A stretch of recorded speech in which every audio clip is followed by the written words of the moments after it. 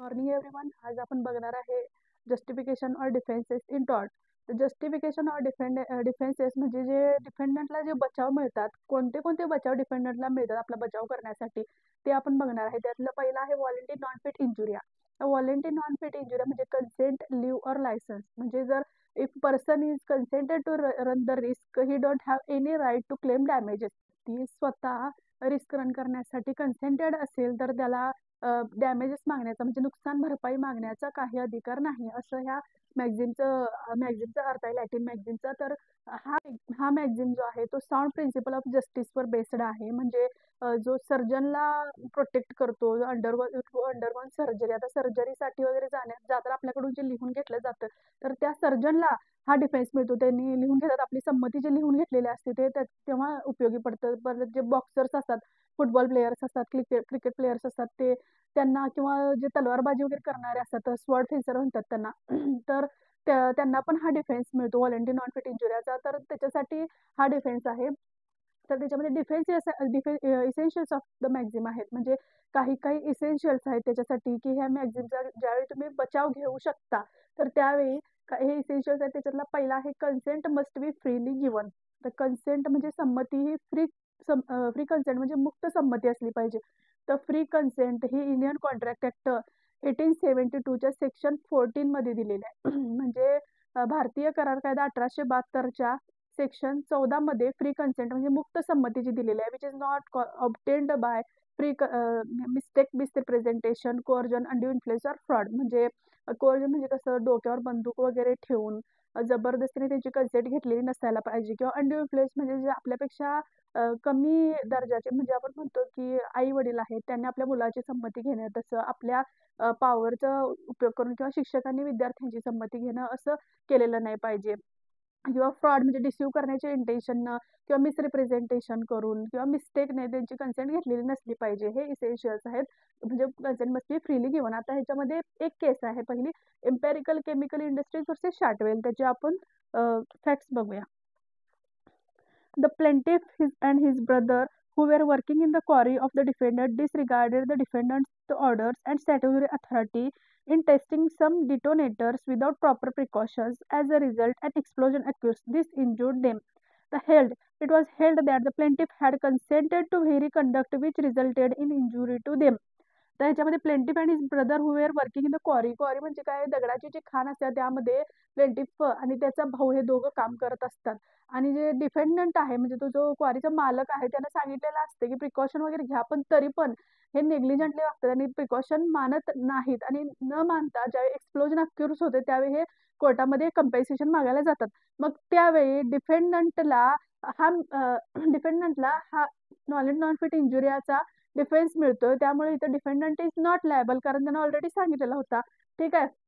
तर आता दुसरं आहे consent cannot be given to an illegal act. आता कन्सेंट आहे म्हणल्यावर आता इलिगल ऍक्टसाठी म्हणजे जे बेकायदेशीर कृत्य आहे ते करण्यासाठी कन्सेंट घेतली नसली पाहिजे. म्हणजे आता तलवारबाजी करायची म्हणजे स्वॉर्ड फेन्सिंग आहे, पण ते स्वॉर्ड कशी असते, त्याला धार वगैरे नसते. आपण ज्यावेळी धार असणाऱ्या तलवारीशी आपण लढूया असं ज्यावेळी आपण म्हणजे कॉन्ट्रॅक्ट करतो, अग्रीमेंट करतो, त्यावेळी ते इलिगल ऍक्ट असते. त्यामुळे हे कन्सेंट इलिगल ऍक्टसाठी नसली पाहिजे. किंवा आपण बॉक्सिंग करतो ते नॅक्ड फिस्ट न करणे, म्हणजे ते हँड ग्लोव्ज वगैरे न घालता करायची, तसे ते इलिगल ऍक्टसाठी नसायला पाहिजे.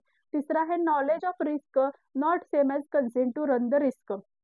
तर त्याच्यासाठी मेअर नॉलेज म्हणजे फक्त तिथं म्हणजे धोका आहे हे फक्त माहीत असणं is not consent to run the risk. याच्यासाठी स्मिथ वर्सेस बेकरची केस आहे, त्याच्या आपण फॅक्ट्स बघूया आता. Mr. Smith was an employee at a stone quarry, suffered a serious injury when stone fell on him from a crane. Smith had complained to his manager about dangerous operation of the crane, but employer had failed to address the issue, held that mere awareness of the knowledge did not equivalent to consent. आता ह्याच्यामध्ये Smith was an employ at stone quarry. आता ह्याच्यामध्ये पण stone क्वारी होते, ह्याच्यामध्ये पण stone क्वारी आहे. ठीक आहे. आता स्टोन क्वारीमध्ये आता स्टोन क्वारी आहे मध्ये आणि क्रेन आहे. क्रेन मधून दगड इकडून इकडं दगड ठेवली जात आहेत आणि मध्ये क्रेन मध्ये खाली ती माणसं आहेत, तर त्यांना ते कधी पण क्रेन मधून डोक्यावर दगड पडू शकते. त्यामुळे त्यांना सांगितलेलं होतं की इथं धोका आहे असं, जे कामगार आहेत त्यांनी मालकाला सांगितलेलं होतं, पण मालकाने निग्लेक्ट केलेलं आहे आणि मालकाच्या दुर्लक्षितपणामुळं काय होतं, इंजुरी अक्यूट होत्या आणि त्यावेळी मालक जो आहे तो व्हॉलंटरी नॉन फिट इंजुरीचा डिफेन्स घेतो, पण त्यावेळी कोर्ट त्याला लायबल करतोय डिफेंडंटला. कारण इथं काय कामगारांनी सांगितलेलं असते, पण तरी पण त्यांनी जे डिफेंडंट आहेत त्यांनी नेग्लिजंटली वागलेलं असते, त्यामुळं इथं ते लायबल आहे. तर ह्या दोन्ही केसमध्ये काय फरक आहे बघा. हे इम्पेरिकल केमिकल इंडस्ट्रीज वर्सेस शॅटवेलच्या केसमध्ये असं प्लेंटिफला सांगण्यात आलेलं असते की इथं प्रिकॉशन घेणं गरजेचं आहे, तरी पण तो प्रिकॉशन घेत नाही, त्यामुळे इथं डिफेंडंट लायबल नसतोय. पण इथं तो लायबल असतोय डिफेंडंट, म्हणजे जो मालक आहे तो लायबल असतोय, कारण कामगारांच्या सांगण्यानंतर पण त्यांनी काही प्रिकॉशन घेतलेले नसतात, त्यामुळं इथं तो ऍप्लिकेबल होत नाही. आपण वॉरंटी नॉट फिट इंजुरिया हे इसेन्शियल्स बघितले. आता आपण लिमिटेशन्स बघणार आहे. तर लिमिटेशन्स ऑन द मॅक्झिम काय, पहिलं जे लिमिटेशन आहे ते काय आहे की no consent can legalise unlawful act. जे अनलॉफुल ऍक्ट आहे ते लॉफुल होत नाही, की कोणाची कन्सेंट आहे म्हणून अनलॉफुल ऍक्ट लॉफुल होत नाही. तर दुसरं आहे no consent can legalise breach of statutory duty. आणि तिसरं आहे रेस्क्युइंग. रेस्क्यूसाठी हे अप्लाय होत नाहीये, कारण कसं म्हणजे तुम्ही बघितलं असाल समुद्रावर वगैरे गार्ड बसलेले असतात, ज्यांना पोहायला येत नाही, त्यांनी जर वाहून वगैरे चालले तर त्यांना वाचवण्यासाठी. तर त्यावेळी जेव्हा एखादी व्यक्ती समजा पाण्यामध्ये बुडत आहे आणि त्याला वाचवण्यासाठी हा गार्ड गेला आणि तोच गेल्यावर त्याचा जीव जर धोक्यात आला, म्हणजे असं बघतोय आपण मिठी वगैरे मारतात पाण्यामध्ये घाबरून, तर त्यानंच पाणी पिलं आणि तो पण त्याचा पण म्हणजे जीवाला धोका निर्माण झाला, तर तो कंपेन्सेशन मागू शकतो. म्हणजे जो बुडत होता, ज्याला वाचवण्यासाठी तो गेला होता आणि ज्याला त्यानं वाचवलेला आहे त्याच्याकडून तो कंपेन्सेशन मागू शकतो. पण त्यावेळेला ज्याला त्यानं वाचवलं तो असं म्हणू शकत नाही की व्हॉलंटरी नॉन फिट इंजुरी, म्हणजे तुमची कन्सेंट होती आणि तुमच्या कन्सेंटच तुम्ही वाचवायला आला होता, तसं तिथं म्हणू शकत नाही. तर इथं रेस्क्यूइंगसाठी असं म्हणलेलं आहे की the maxim does not apply where the plaintiff has under an exigence caused by defendants wrongful misconduct consciously and wrongful misconduct deliberately faced a risk even on death to rescue another from imminent danger of personal injury or death, whether the person in danger is one whom he owes a duty of protection as a member of his family or is mere stranger to whom he owes no such special duty. आता तुम्ही हे पण बघितलेलं आहे, एखादी समजा बिल्डिंगला आग लागलेली आहे, त्या आगमध्ये एखादी व्यक्ती होरपळत आहे आणि दुसरा जो स्ट्रेंजर आहे तो त्याला वाचवण्यासाठी गेला आणि त्याला पण थोडी दुखापत झाली, पण त्यानं सक्सेसफुली आतला जो माणूस आहे त्याला बाहेर काढलं. म्हणजे त्याला भाजण्यापासून वाचवलं, पण तो स्वतः पण थोडा भाजला गेला. पण तो स्वतः भाजला गेलाय त्याच्यासाठी जो समोरचा माणूस आहे, जो ज्याला भाजत होतो त्यानं त्याला कंपेन्सेशन देणं गरजेचं आहे. त्यावेळी ते असं म्हणू शकत नाही की आम्ही तर जळत होतो आणि तुम्ही येऊन आम्हाला वाचवला, तर तुम्ही व्हॉलंटरी नॉन फिट इंजुरी याचा डिफेन्स घेऊ शकत नाही. तर हे लिमिटेशन ऑन दॅट मॅक्झिम. आता चौथा आहे does not apply to negligence. तर इतर मी नेग्लिजन्ससाठी एक केस दिलेली आहे आपल्याला.